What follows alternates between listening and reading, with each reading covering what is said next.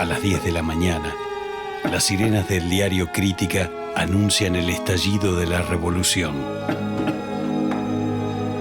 Los altoparlantes informan que las tropas del general José Félix Uriburu se dirigen hacia Casa de Gobierno.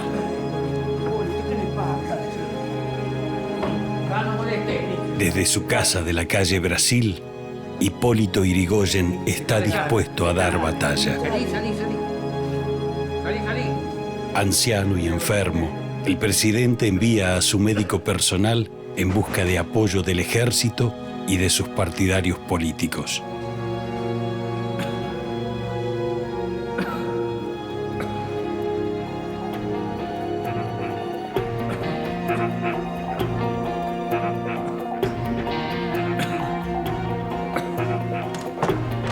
Señor presidente, hay que salir de acá. ¿Pero qué hace, señor ministro? Vienen a quemar la casa, hay que sacarlo de acá. Pero ya es tarde. Él está delicado. Sus opositores ya han arrasado las casas de sus principales colaboradores, diarios y comités radicales, Está todo organizado. reservándose para el gran final la modesta vivienda del caudillo. Yrigoyen intenta su última maniobra para frenar el golpe. Pero este ya es un hecho.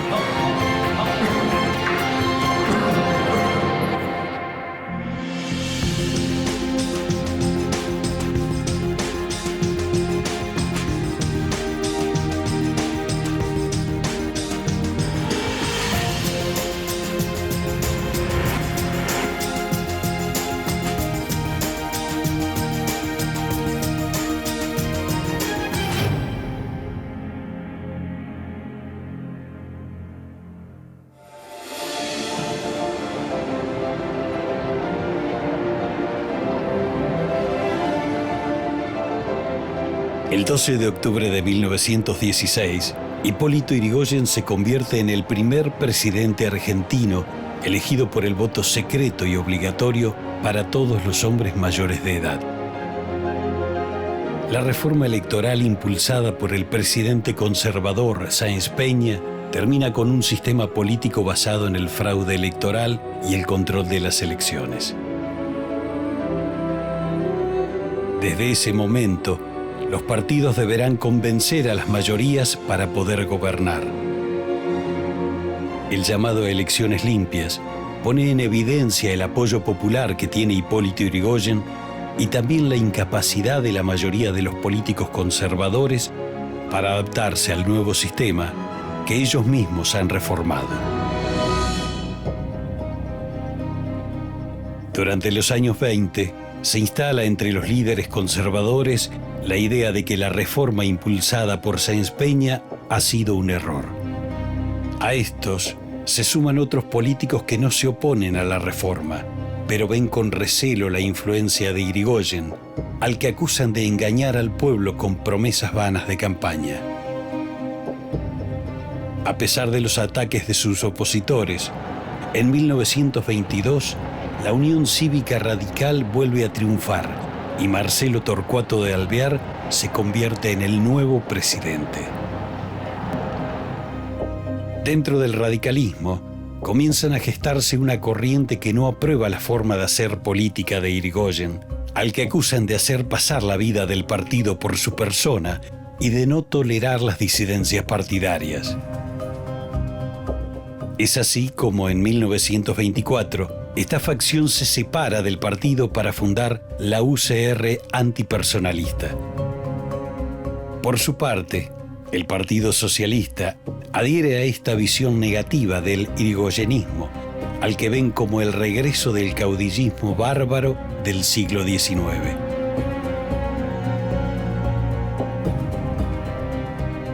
En 1927, un sector del partido impulsa el acercamiento a los conservadores y funda el Partido Socialista Independiente. Su objetivo principal, desalojar el yrigoyenismo del poder.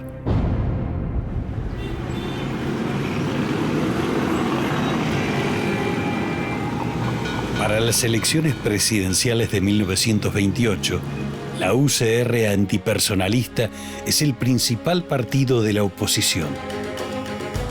Su rechazo al líder es tan grande que los ha llevado a conformar una nueva fuerza junto con sus antiguos enemigos, los conservadores, y formar así el Frente Único. Pese a los esfuerzos de sus opositores, el triunfo de la fórmula radical Hipólito Yrigoyen-Francisco Beiró es arrollador. Los resultados confirman a los conservadores que el irigoyenismo es imbatible por la vía democrática y que para desalojarlo del poder van a tener que recurrir a medios menos institucionales.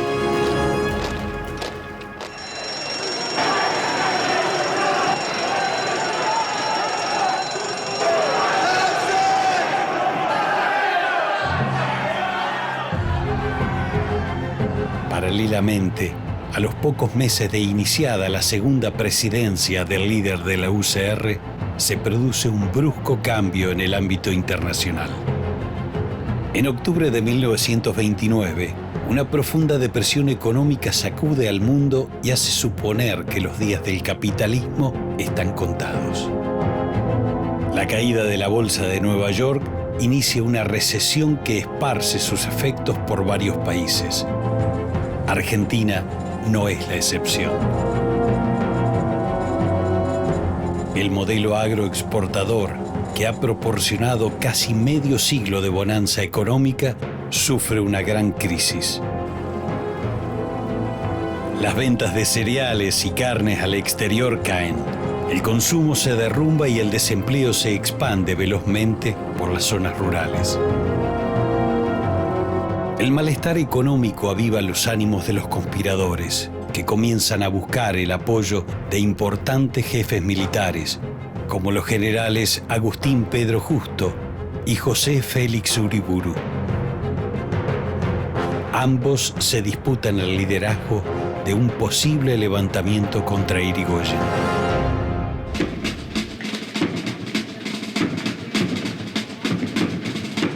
Justo había sido ministro de guerra del expresidente Alvear.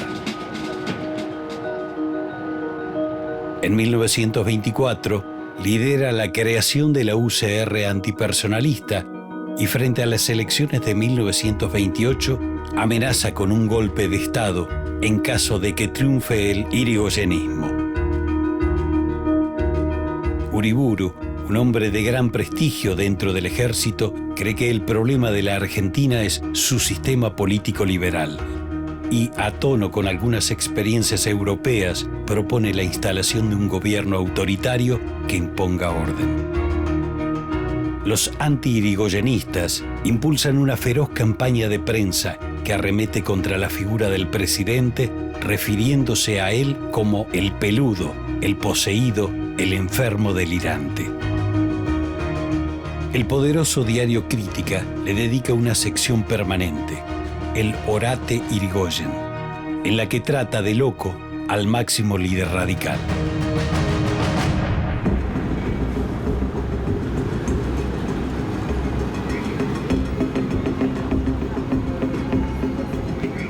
En los primeros meses de 1930, el panorama se complica para Hipólito Yrigoyen.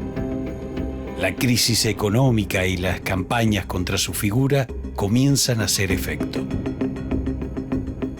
En las elecciones del mes de marzo, el radicalismo triunfa en 11 provincias, pero en Capital Federal sus candidatos pierden contra el Partido Socialista Independiente. En menos de 2 años, Yrigoyen ha perdido 1/3 de sus votantes, lo que intensifica el discurso de sus opositores que ya hablan del inminente derrumbe del gobierno. Además del deterioro físico del presidente, que por ese entonces tiene 77 años de edad.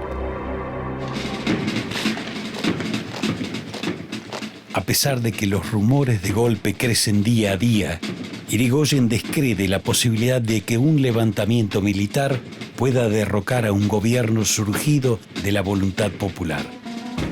Además, confía en que la mayoría de las Fuerzas Armadas le son leales y en que la adhesión del pueblo se mantiene firme. Desde el radicalismo se lanzan convocatorias para exhibir esa adhesión. Así, el 12 de agosto de 1930, unas 30.000 personas aclaman a Irigoyen a la salida de una misa en la porteña iglesia de Santo Domingo.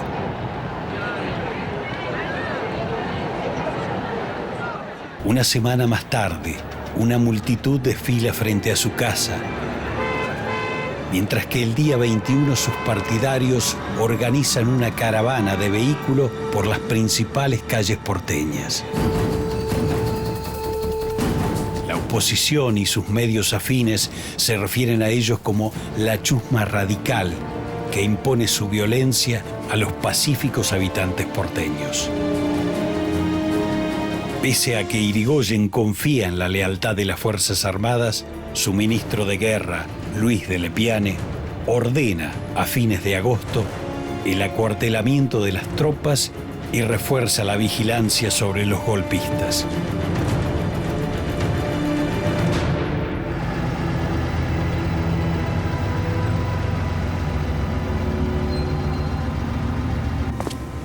El ministro de Guerra, Luis de Lepiane, mantiene vigilados a los generales Uriburu y Justo. En la noche del 26 de agosto, más de 100 oficiales se juntan en la casa del mayor Manuel Zorne y fijan el 30 de ese mes como fecha para el golpe de Estado.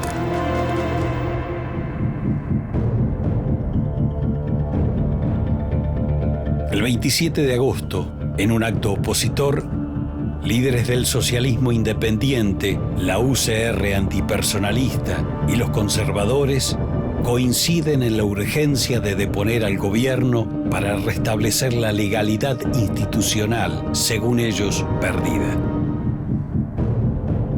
Justo, más hábil que Uriburu en la arena política, consigue apoyo de los anti-irigoyenistas que desconfían del plan de Uriburu de acabar con los partidos políticos y la democracia liberal. Mientras los rumores de golpe crecen, el oficialismo refuerza la custodia presidencial y hace un llamado a los correligionarios radicales para que se movilicen hasta la casa de Irigoyen en la calle Brasil. Las fuerzas militares leales al gobierno continúan acuarteladas y se ordena al Regimiento 7 de Infantería de La Plata estar listos para avanzar sobre la capital federal.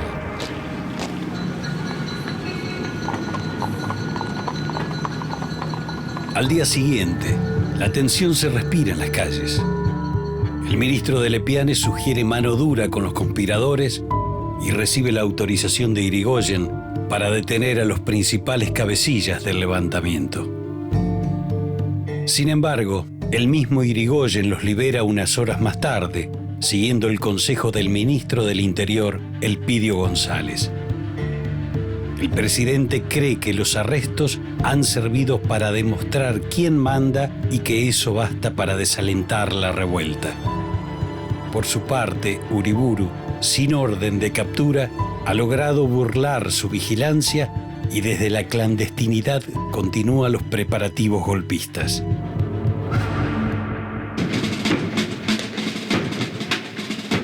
Ese mismo día, mientras se rumorea que los bomberos de la Policía Federal, su fuerza de choque y mejor armada, planean su propio levantamiento, el diputado socialista Nicolás Repetto habla en el Congreso del inminente golpe de Estado.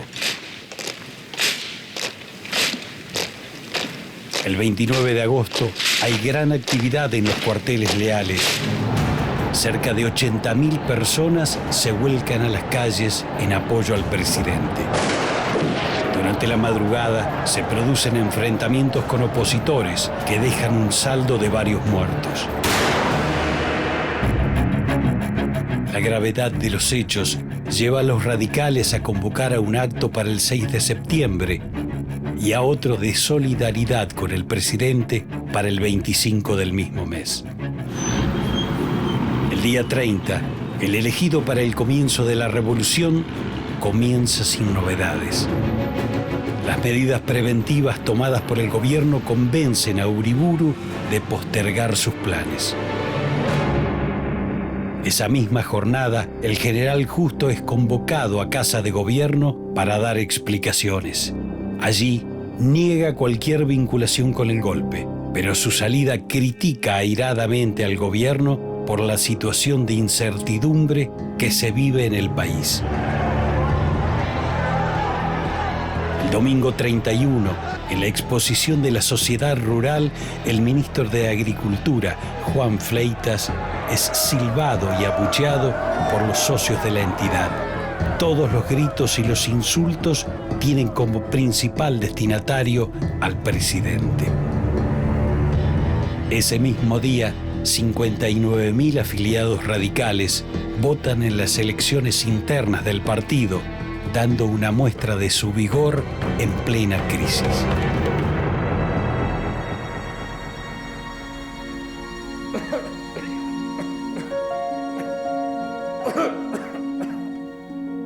Si bien la situación parece controlada, una gripe complica la salud del presidente y lo obliga a delegar funciones.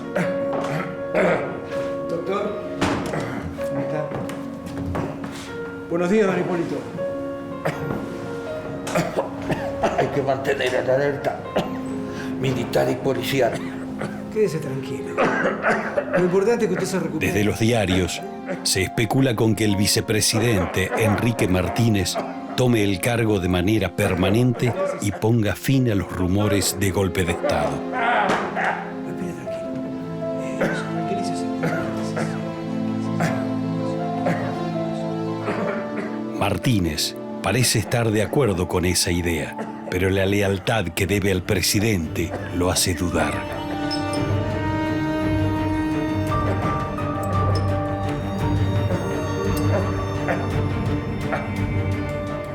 Aún sin saberlo, el deterioro de la salud de Irigoyen acabará acelerando el desenlace de su mandato.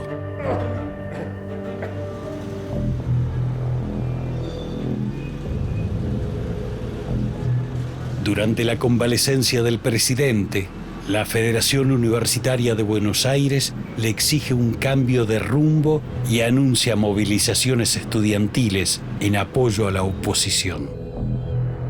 Entretanto, el reemplazo de Irigoyen por Martínez parece cristalizarse con la continua visita de líderes radicales a Casa de Gobierno. Ante esta situación, de Lepiane se decide a presentar su carta de renuncia. Allí manifiesta que, pese a sus diferencias con el presidente, ha sido siempre leal y que otros que dicen serlo conspiran contra él.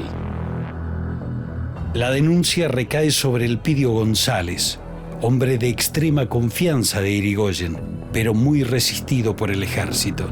Pese a esto, González es nombrado en lugar de Lepiane. Todo el arco opositor aprovecha el estado crítico de Irigoyen para avivar la llama destituyente, mientras que desde las sombras Uriburu se alista para actuar.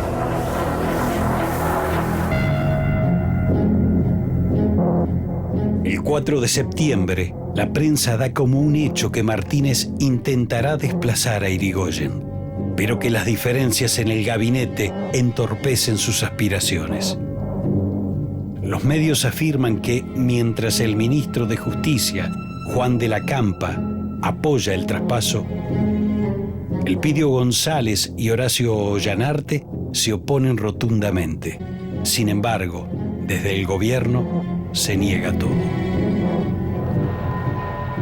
Al mismo tiempo, los universitarios opositores ganan las calles para manifestar su desprecio por el gobierno.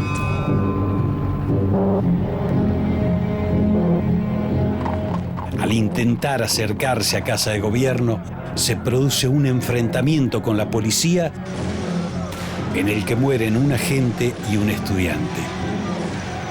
Desde los diarios y la oposición se clama venganza. Esa marcha convence a Uriburu de aceptar los planteamientos de Justo y comprometerse a mantener la república y la existencia de los partidos políticos con tal de acabar con el irigoyenismo. El 5 de septiembre, Irigoyen acepta el consejo de su médico y delega oficialmente el mando en su vicepresidente hasta su recuperación. Como primeras medidas, Martínez decreta el estado de sitio en la capital federal y pide la renuncia de ministros para formar un nuevo gabinete. Sin embargo, no consigue el apoyo necesario. Por la noche, los medios de prensa reciben la orden de no emitir noticias que puedan alterar el orden público. Pero Natalio Botana, el director del diario Crítica, desafía la orden y la policía rodea el edificio para evitar la salida del matutino. Durante la madrugada, un grupo de militares, encabezados por Francisco Bosch, planifican la defensa del gobierno, pero ya es demasiado tarde. Antes del amanecer, emerge finalmente la figura de José Félix Uriburu, decidido a derrocar al gobierno.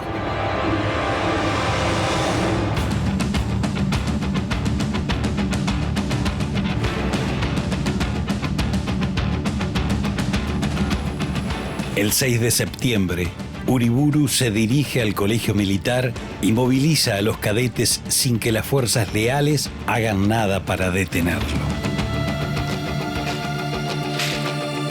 Más adelante, se suman las fuerzas sublevadas de Campo de Mayo, además de civiles y políticos de la oposición. Al mismo tiempo, desde la base del Palomar, despegan aviones que sobrevuelan la ciudad y arrojan la proclama revolucionaria impresa en los talleres del diario Crítica. Cerca del mediodía, Irigoyen le ordena a Martínez resistir, pero el vicepresidente no toma ninguna decisión que permita preparar la contraofensiva. Así, las tropas leales que ha organizado el ministro González quedan a la espera de órdenes que nunca llegan. Recién a la altura del Congreso, un grupo de radicales intenta impedir a los tiros el avance de la columna. El fuego cruzado es intenso y deja un saldo de 23 muertos. Al acercarse las tropas a Casa de Gobierno, el vicepresidente Martínez ordena el retiro de las fuerzas que las custodian y hace izar una bandera blanca para dialogar con los rebeldes.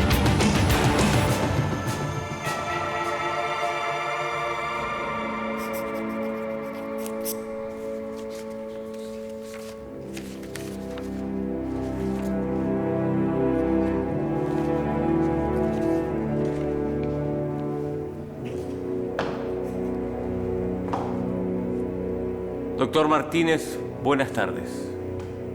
Vengo a exigirle su renuncia como presidente en ejercicio.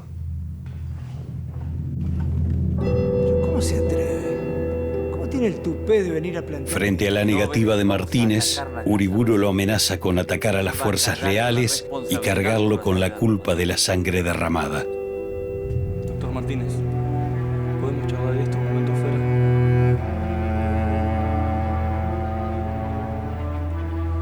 Doctor, por favor, no lo hagan. El general Agustín Pedro Justo y el líder conservador Matías Sánchez Sorondo, otro de los principales conspiradores, serán quienes terminen de convencerlo de la inevitable caída.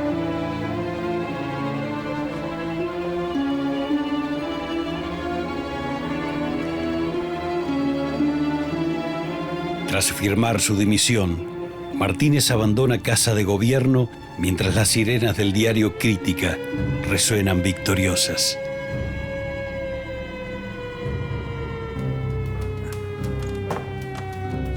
Señor presidente, hay que salir de acá. ¿Pero qué hace, señor ministro? Vienen a quemar la casa, hay que sacarlo de acá. Ajeno a lo que ocurre en Casa de Gobierno, Irigoyen escapa de su casa y se dirige al Regimiento 7 de Infantería para ordenar a las tropas leales el avance sobre Buenos Aires.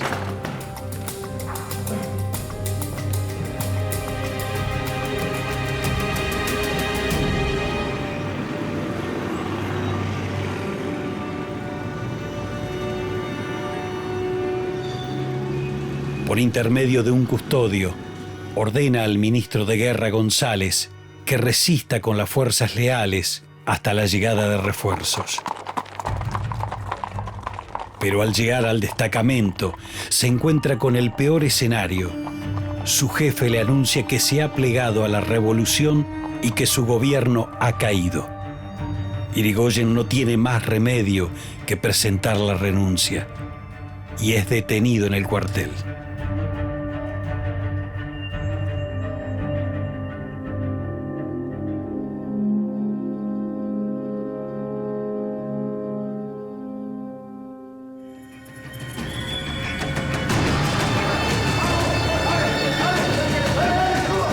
La misma noche del 6 de septiembre, civiles enfurecidos saquean la casa de Irigoyen.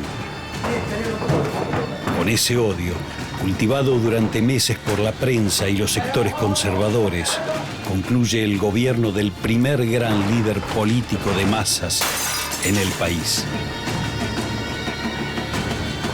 La impotencia de unos pocos que no han podido desplazarlo en las urnas dará inicio a una larga y oscura tradición política. Durante los próximos 50 años, los golpes de Estado serán una constante en la historia política argentina.